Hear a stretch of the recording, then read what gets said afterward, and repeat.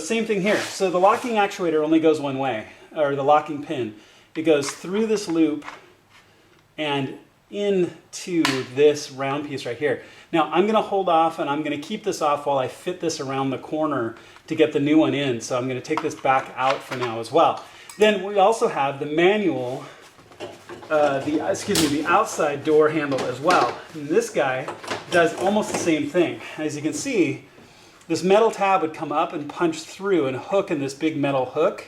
And then this yellow piece snaps in right there. And so your actuator is sitting in the door like this with all of this assembly back behind it. So it's a little hard to see, but as you can see when it's out, it's really quite simple on how it all fits in together.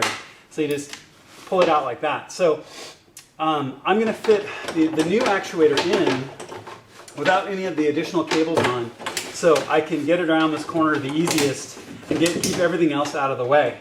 Hopefully me banging around the door isn't too loud here. So, okay, so here's the door actuator. So the plug is on the bottom, so you can tell the orientation it's supposed to go in. So I'm going to fit this tail end in first, and then this side to work around the window frame, that window frame or window guide. So it's just going to be a matter of just working it, getting it around the corner, working it, getting it around the corner until finally it bends around the corner, and then we can lift it up into place.